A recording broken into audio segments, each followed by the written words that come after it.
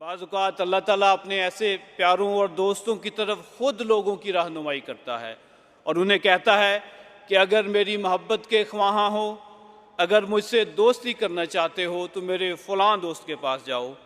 اس امر کی شہادت حافظ محمد یار صاحب نے دی۔ وہ ملتان کے قریب ایک گاؤں میں رہتے تھے۔ یہ غالباً 1977-78 کی بات ہے۔ حضرت خلیفۃ المسیح الثالث رحمہ اللہ کا دور خلافت تھا۔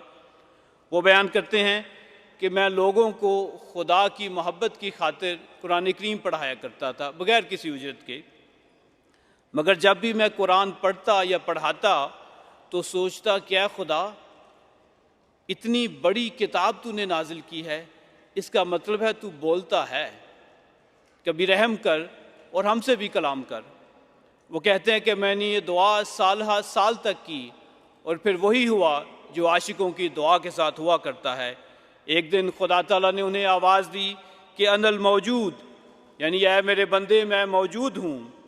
وہ کہتے ہیں کہ جب مجھے یہ آواز آئی تو میرے دل پر ایسی ٹھنڈ پڑ گئی جیسے سینکڑوں سال سے مردہ زمین پر بارش پڑ جائے۔ میں نے فوراً یہ دعا کی کہ اے خدا اگر یہ تعلق بن گیا ہے تو پھر کبھی ٹوٹے نہ۔ کہتے ہیں اس پر مجھے آواز آئی ان کنت عبدی اذهب الی عبدی اسمہ ناصر وہو فی ربوہ، یعنی اگر تو میرا بندہ بننا چاہتا ہے تو میرے اس بندے کے پاس جا جس کا نام ناصر احمد ہے اور وہ ربوہ میں رہتا ہے۔ وہ کہتے ہیں کہ میں گاؤں کا رہنے والا ایک آدمی، نہ کبھی ربوہ کا نام سنا، نہ کسی ناصر احمد کو جانتا تھا۔ میں نے خدا سے کہا کہ اے اللہ اب اس تک پہنچنے میں تو ہی میری رہنمائی کر۔ چنانچہ اللہ تعالیٰ نے ان کی رہنمائی کی اور وہ پوچھتے پوچھاتے ربوہ پہنچ گئے۔ وہ غالباً جمعرات کا دن تھا۔ جب دفتر پرائیویٹ سیکرٹری میں پہنچے تو انہوں نے کہا کہ سوموار سے پہلے تو ملاقات نہیں ہو سکتی۔ انہوں نے کہا کہ میں نے تو واپس جانا ہے لیکن ملاقات کی کوئی سبیل نہ ہوئی۔ کہتے ہیں کہ دل غمگین ہوا کہ خدا نے کہا تھا کہ میرے اس بندے سے مل کر آنا، لیکن میں تو شاید غلط جگہ پر آ گیا ہوں۔ وہ سمجھے کہ شاید کوئی پیر ہوں گے، کوئی بزرگ ہوں گے، بڑا سا ان کا ڈیرا ہوگا، کوئی حکا شکا رکھا ہوگا، جاؤں گا سلام کر کے واپس آ جاؤں گا۔ لیکن وہ کہتے ہیں کہ مایوس ہو گیا۔ پاس ہی ایک مسجد تھی، یعنی مسجد اقصیٰ، وہاں جا کر نماز پڑھی اور لمبی دعا کی کہ اے خدا میں تو تیرے بتانے پر یہاں آ گیا ہوں، اگر واقعی یہ جگہ ٹھیک ہے تو پھر اپنے اس بندے کو بھی تو بتا کہ میں اس سے ملنے آیا ہوں۔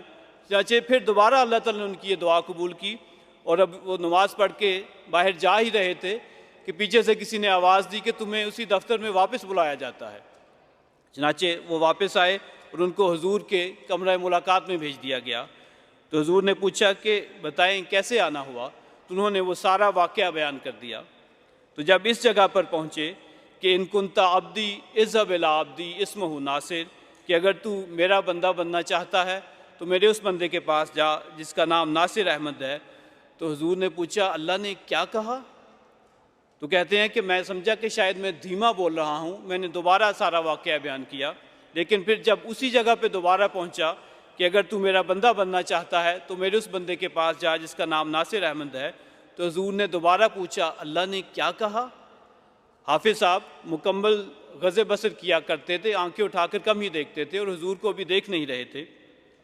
تو جب 3-4 دفعہ انہوں نے یہ واقعہ بیان کیا تو وہ سمجھے کہ شاید حضور کو کم سنائی دیتا ہے۔ تو اچانک انہوں نے حضور کے چہرے کی طرف دیکھا تو حضور کی آنکھوں سے آنسو رواں تھے، اس بات پر کہ میرے اللہ نے مجھے اپنا بندہ کہا ہے۔ ان الفاظ کو حضور فرط محبت کی وجہ سے بار بار سننا چاہتے تھے۔